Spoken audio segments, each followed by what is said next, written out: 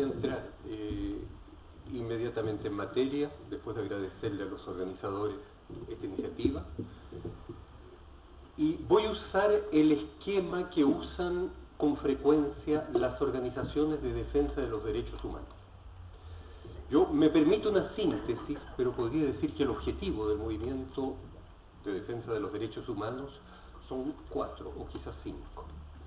Verdad, que se conozcan los hechos, que se sepa lo que pasó, y en este caso quiere decir también, la verdad quiere decir historia. Justicia. Reparación, reparar todo lo que es reparable en este tema. Y democratización. O sea, tomar las medidas para evitar que lo que ocurrió no vuelva a ocurrir. Yo creo que este mismo esquema puede ser aplicado a la problemática de las Fuerzas Armadas. Comencemos entonces por lo que yo llamo verdad o historia. Las Fuerzas Armadas chilenas, y en esto cito el libro de Alain Joxe, que es un investigador francés, yo lo tuve de jurado en mi tesis doctoral, pero que escribió un libro en 1970 sobre las Fuerzas Armadas chilenas, que tuvo un cierto eco en Chile. Alain Joxe fue también profesor en las escuelas de alto mando y tuvo como alumnos a generales como Sergio Poblete, opuesto al golpe, o como Ismael Huerta, almirante, un golpista como se sabe, o sea, conoció a buena parte de los jefes militares chilenos. Y en este libro Alain Joxe llega a una conclusión muy importante diciendo prácticamente un golpe de Estado en Chile vale por 10 golpes de Estado en los países vecinos. Dice, yo del año 1891, y eso determinó una sociedad durante 30 años. Luego la intervención militar de 1924, que tuvo una cierta trascendencia, y enseguida otras. Hay una que en el libro que fue citado le doy cierta importancia porque es poco conocida en la historia de Chile, la de 1925, cuando por primera vez una movilización social, particularmente la Marina, impide una nueva guerra civil. Un intento de la Armada de no reconocer al gobierno que se toma el poder el 23 de enero del 25, Ibáñez, Marmaduke y Globe, Valparaíso y Santiago están frente a frente, pero finalmente la Armada se decima, o sea, pierde su fuerza porque parte de la oficialidad y la tropa deciden no movilizarse para una nueva guerra civil y se consolida entonces este gobierno que lo que permitió la Asamblea Constituyente de aquel año.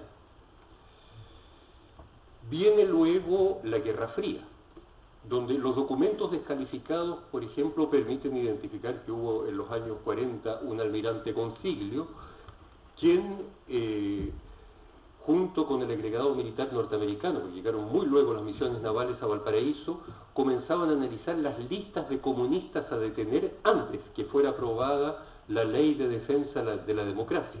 O sea, las Fuerzas Armadas, y particularmente la Armada, se adscribe ideológicamente con uno de los sectores de la Guerra Fría y inicia una campaña contra una categoría de chilenos que eran los que ellos llamaban comunistas. Pero el concepto comunista era muy amplio. Bernardo Leighton por ahí fue clasificado de comunista, un dirigente demócrata cristiano. Y se da una formación política propia de la Guerra Fría. Por ejemplo, cambia el juramento.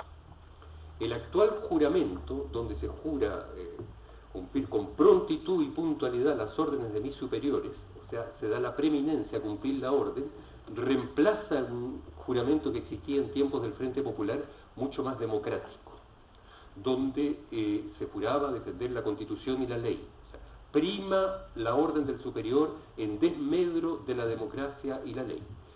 Y además existe una penetración ideológica, yo diría, por ejemplo, haciendo este libro pude entrevistar a uno de los raros oficiales navales que se negó a participar en el golpe, Gerardo Iriar, y a otro que sí participó, Hernán Julio, pero la descripción de la formación que se daba en la escuela naval era convergente, era la misma, y decía, hay 3 ideas de base: un anticomunismo férreo, el comunismo era intrínsecamente perverso y será machacado, la idea de que se podía transgredir la ley si la patria estaba en peligro, o sea, la defensa de la patria está por sobre la ley, y la idea que las Fuerzas Armadas constituían una especie de reserva moral de la nación.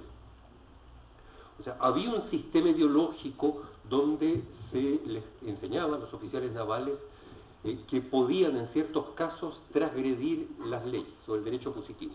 Todo esto también a nombre del derecho natural. Y finalmente se produce el golpe del 73, no vamos acá a entrar en los detalles, pero buena parte, la Armada fue la cuna de este golpe de Estado. Hay una colaboración muy estrecha con la misión naval norteamericana. En el fondo esto lo hacen en concomitancia con una gran potencia extranjera, lo que según el Código Militar constituye delito de alta traición, o sea, conspirar contra el gobierno de su país aliado con una potencia extranjera. Fue exactamente lo que hicieron muchos oficiales. En mi opinión, perpetraron delito de alta traición. Y después de eso se lleva a cabo el golpe de Estado, digamos, muy dirigido, insisto, por esta misión naval norteamericana, e inmediatamente se inicia la represión que es conocida. No voy a entrar en los detalles porque está suficientemente documentada, pero se van a perpetuarse regularmente y en muchos lugares crímenes de lesa humanidad, o sea, se instaura la tortura y desaparecidos, y esto como una política de Estado, o sea, la hacen las Fuerzas Armadas como institución, no fueron excesos, o sea, la hacen institucionalmente. Y después de eso hay una selección política. Por ejemplo, yo pude leer el proceso en que se excluyó de la Marina Gerardo Iriart. No estar de acuerdo con la Junta de Gobierno es totalmente inaceptable. O sea, se exige a todos los militares una adhesión política a los principios de la Junta de Gobierno, o sea, a una posición política de extrema derecha. Esa es una que estamos enfrente. ¿Y qué conclusiones podemos traer de esta primera parte? Yo pienso que hasta hoy día en Chile han existido ciertos progresos en el plano de la justicia, pero hasta ahora nunca ha existido una comisión parlamentaria, por ejemplo, que examine por qué se hizo el golpe de Estado. Paradójicamente, en Estados Unidos han existido dos. Estados Unidos él mismo organizó 2 veces comisiones parlamentarias para examinar su injerencia en Chile. La primera fue la comisión Church, la segunda fue la comisión Hanchi, la primera en 75, la segunda en 2000, y después vinieron los documentos desclasificados. O sea, hay 3 informes oficiales donde Estados Unidos dicen claramente sí, intervenimos, impulsamos, financiamos tales partidos, tales periódicos, en fin. Hay otros antecedentes, por ejemplo, Grecia, cuando hubo una dictadura militar del 67 al 74, los coroneles fueron enjuiciados y el dictador griego murió, fue condenado a perpetuidad y murió en prisión. En Francia se han juzgado colaboradores durante la Segunda Guerra Mundial. Incluso lecciones recientes, por ejemplo, en la República Democrática Alemana, o en la ex República Democrática Alemana, hoy día todo ciudadano tiene derecho a acceder a su ficha en la famosa Stasi, la policía política de lo que fuera Alemania del Este. Nada de esto ha ocurrido en Chile. Yo sé que hay muchas personas, por ejemplo, que fueron fichadas en ese tiempo. Nadie hasta hoy día que yo sepa ha podido acceder a su ficha. El mismo derecho que tienen los alemanes no existe en Chile. Tampoco ha habido una comisión parlamentaria que investigue quién organizó el golpe, quién lo financió, con qué motivo, qué nexos hubieron con potencias extranjeras. Hay pequeños progresos en ese instante. Se acaba, leí en la prensa de estos días, de constituir una comisión, por ejemplo, chileno-brasileña a analizar la injerencia brasileña, que fue importante también. Y hay otras. Pero no hay prácticamente progresos. Así que yo diría que un primer progreso necesario en Chile es que se investigue el rol de las Fuerzas Armadas en esto, con qué ideología, quién lo programó, o sea, que se sepa la verdad no solamente sobre las violaciones a los derechos humanos. En ese plano hay progresos, aunque no se conoce todo, sino que también la verdad sobre la historia. Quién programó, quién financió, quién organizó las campañas de prensa, con qué nexos contra otras potencias, y esa es una historia necesaria y que atañe, por supuesto, directamente a las Fuerzas Armadas. Segundo tema, va a ser más breve, el problema de la justicia. Yo diría, primero hay injusticias que reparar. Por ejemplo, todos los condenados del proceso de la Fuerza Aérea están condenados como traición. Yo diría, no está condenado Alberto Bachelet porque murió durante el proceso. Pero sí, por ejemplo, está condenado el general Sergio Poblete, a quien se le quitó la nacionalidad chilena por un decreto firmado por la Junta de Gobierno y todos los ministros, incluyendo en esa época el general Matei, que era ministro, el año 76. Nunca le fue restituida de la misma manera, al final le dieron un pasaporte, y nunca le fue anulada su condena por traición. El general Poblete murió en Bélgica hace 2 años, aún condenado por traidor, aún se puede hacer, pero no se ha hecho. Igual que todos los condenados en el proceso Foch, cuando eran aviadores que permanecieron fieles al gobierno legítimo y a la Constitución. Tampoco en el caso de los marinos. Las condenas a los marinos se dictaron, fueron detenidos la mayoría antes del golpe, pero las condenas se dictaron después, y hasta ahora ese proceso no se ha revisado, cuando está absolutamente claro hoy día que los marinos intentaron denunciar el golpe que veían organizarse, contactar a las autoridades y hicieron un plan para detenerlo, pero en el sentido parar el golpe, y hasta ahora los marinos siguen condenados, con un agravante, que es que en ese caso el que fue acusado como uno de los grandes cabecillas y organizador de todo esto, Óscar Guillermo Carretón, sí fue absuelto. Él volvió, afrontó a la justicia naval y después de un largo proceso que lo describo, ganó el proceso por unanimidad en la Corte Suprema, o sea, de infiltración nada, de intentos de bombardeo ni rastro, o sea, todo eso se probó en la Corte Suprema que no existía. Entonces, hay reparaciones que hacer y también hay casos que juzgar, insisto, por organización del golpe, no por derechos humanos, que es otro tema. Existe también el tema de la democratización. Me quedan 5 minutos y termino con esto. Y en esto también cito a Alan Joxe, donde este es un ejército de guerra civil. Porque he estado en coloquio en las Fuerzas Armadas chilenas, efectivamente.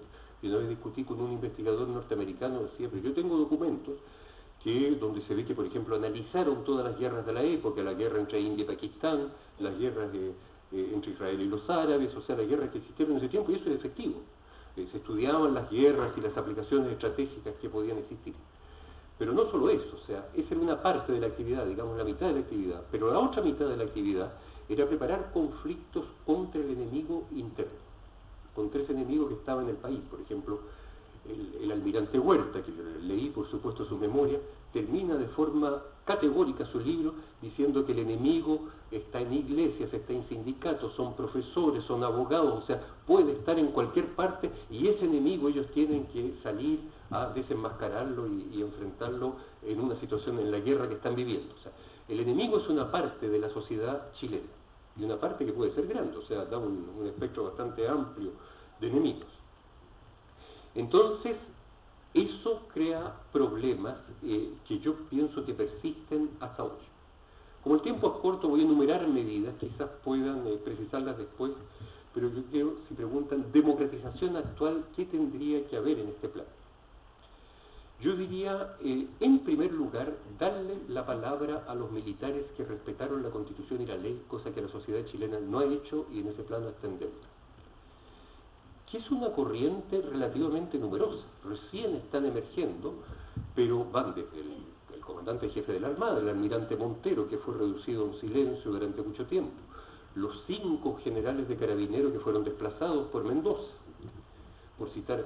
En el alto mando naval de la época hay almirantes que yo sé que no participaron en el golpe, pero no he podido saber qué pasó con ellos. El almirante Poblete, Arellano, no confundir con el general Arellano, un almirante Arellano, y otros almirantes que no participaron en el golpe, o sea, cuál fue la opinión de ellos. Y por supuesto, los marinos antigolpistas que tienen una organización, como existen también una cantidad significativa de militares que yo creo que habría que pedirles su opinión, a los que respetaron la democracia y la ley del 73.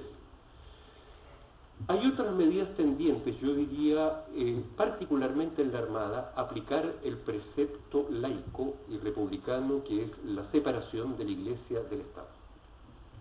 Eso existe en Chile desde 1925, con la Constitución, pero no se aplica en la Armada, que es una institución clerical.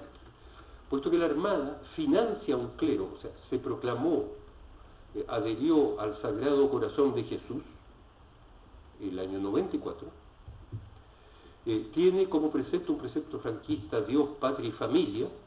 Eso viene directo de Franco, o sea, es un precepto y mantiene obispos castrenses, clero, financiado por el presupuesto del Estado, con el agravante que este clérigo es un clérigo que es particularmente conservador. Yo en la investigación cité, por supuesto, a Enrique Pascal, que era alguien que es intrínsecamente opuesto a la democracia. Conseguí, porque quería saber cómo pensaba, no solamente no quería quedarme con opiniones de otros, y conseguí un texto de Enrique Pascal firmado el año 74, y él piensa que el 74 el mundo vive una época donde está superando la democracia.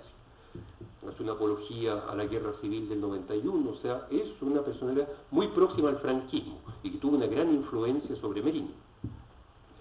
Está también Francisco Javier Gilmore, una de las raras personas que es criticada por el cardenal en sus memorias, diciendo que él prefería hablar directamente con la Junta de Gobierno porque Gilmore era peor que la Junta de Gobierno, cito al cardenal, Silva Enríquez.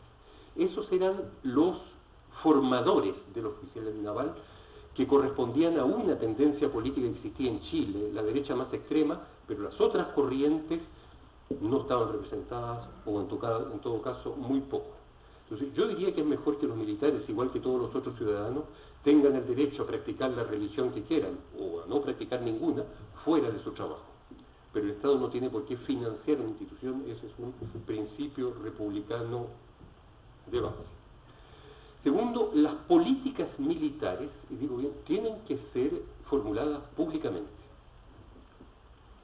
La política de defensa, la identificación del enemigo, tiene que ser resultado de un debate nacional, en el que por supuesto los militares tienen que participar, como la ciudadanía. Puede que estas políticas en su formulación requieran de aspectos discretos, pero no pueden ser discretas en su formulación. O sea, la identificación de la política militar y del enemigo es una prerrogativa de todo el país y no solo de los militares. Tercer elemento, me parece que resultado del análisis de la historia, donde finalmente en las academias militares el apoliticismo en falso, o sea, prima una orientación política y ha sido una orientación política extremadamente derechista. Creo que los profesores de las escuelas militares tienen que parecerse a Chile, o sea, tiene que existir más o menos la misma repartición de opiniones políticas que existe en el país, y tienen que haber instancias que garanticen esto. No puede haber solo una opinión política, y que es una opinión política extrema, que ha sido el caso hasta ahora.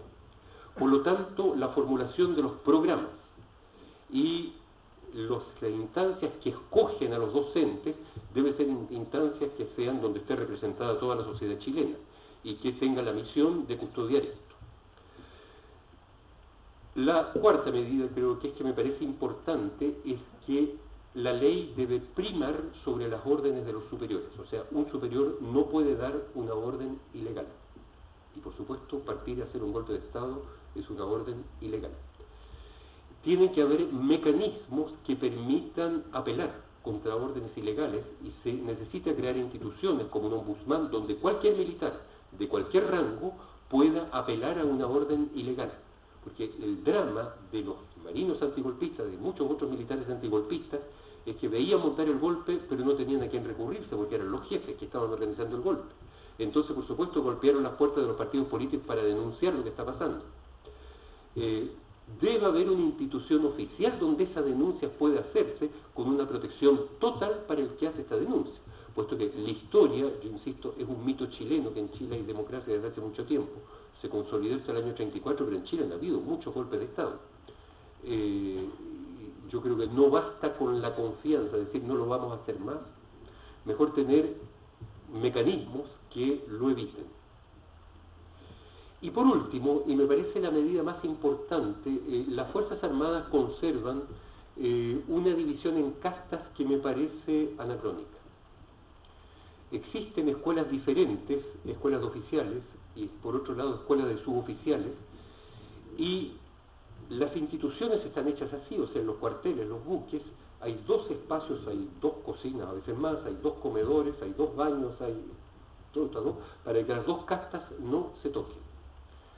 Lo que incluso es aberrante de un punto de vista económico, sería más barato tener una cocina, o sea, distribuir el espacio de otra manera. Esto demuestra que no es por economía, o sea, existe una doctrina que quiere que hayan castas que no se toquen. ¿Tiene algún sentido esto para la defensa nacional? Yo diría que en muchas partes del mundo esto, la tendencia es a superarlo. El fondo es que se busca que haya una casta que da las órdenes y las otras que lo obedezcan ciegamente. Esto sirve para fuerzas armadas de guerra civil, cuando van a dar órdenes aberrantes, como fueron el caso, órdenes de masacrar, de torturar, ese tipo de órdenes, que que requieren de una obediencia ciega. Por lo tanto, yo creo que hay que ir en ese sentido, y tomo la reflexión que hicieron los marineros antigolpistas, porque no solo se opusieron al golpe, reflexionaron sobre las Fuerzas Armadas, que se necesita una evolución en el sentido de terminar con estos rangos diferentes, estas castas diferentes, y que haya una escuela naval única y que los más calificados lleguen a los mandos superiores, pero donde cualquiera que la comience tenga la posibilidad de ser comandante en jefe de la Armada, o cualquiera que comience la del Ejército tenga la posibilidad de ser comandante en jefe del Ejército, o sea, que esto sea abierto a todos. Esas me parece que son las reformas democráticas. Me pasé 5 minutos, mis disculpas. Gracias, profesor. Ahora le corresponde